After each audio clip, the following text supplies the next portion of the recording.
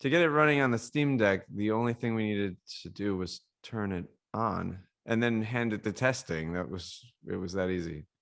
Did anything surprise me about it? Yeah. Usually it takes us a year to port something. This time we just had to hit the power button. People are gonna love this. It looks so good on the screen. I don't even know. I don't even know what I'm looking at. Is this nanobots? Why is it so good? Why is it so good? Steam Deck 自体はですね、例えばこれ今鉄拳7、動いてますね。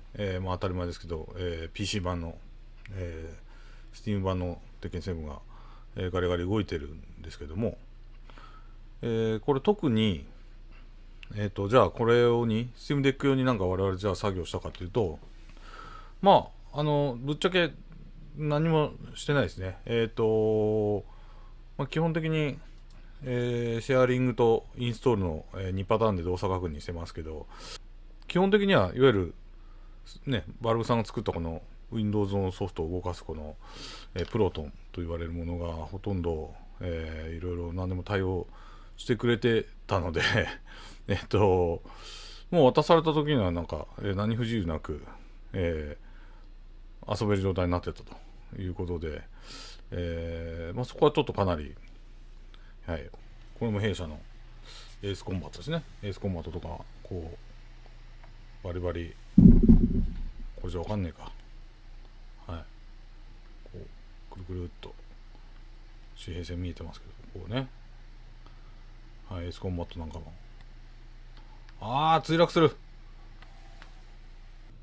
これちょっと1台、これ何、これ返さなきゃいけないの、これこれ返すの、これそうなんだ、俺もらえると思ったのに。そうか、もう残念だな。これこのままちょっとこのバージョンでいいからもらいたかったな。もうすぐ遊べるから。なんだよこれ、フィル・スペンサーだったら絶対くれたよこれ。なんだよ、そうか、もらえないのか。まあいいや。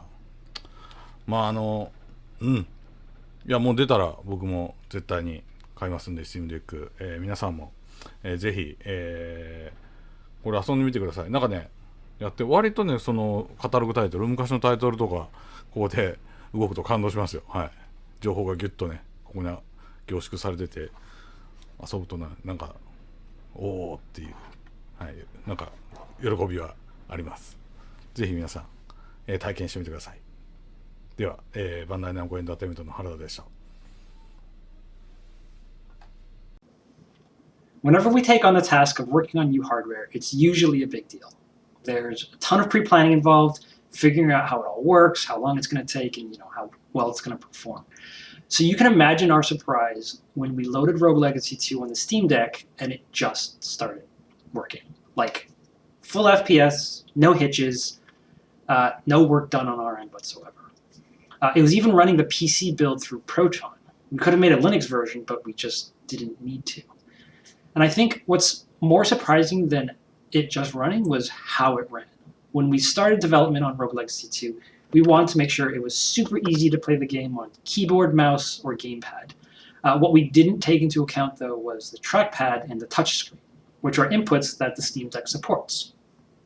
Well, it turns out we didn't need to do that either, because when you use the trackpad or touchscreen on the Steam Deck, it just immediately and seamlessly switches over. So you can play the game and move your character with the full fidelity of a joystick, but the moment you want to aim, you can just touch the screen and it switches. That pretty much blew us away because it just ran so much better than we thought it would, and we didn't have to do anything to get it working. Rogue Legacy 2 on the Steam Deck is special because we've received a lot of love from gamers who played the original Rogue Legacy on the Vita. They love the portability, and I feel like this is a return to form. I think the Steam Deck is going to bring that experience back to gamers, and to us, that's really exciting. Hello, I'm Mike Brown, Creative Director on Forza Horizon 5 at Playground Games. And I'm here because last week our good friends at Valve sent us a Steam Deck. They sent us that so that we could install Forza Horizon 5 on it and get a feel for how it runs.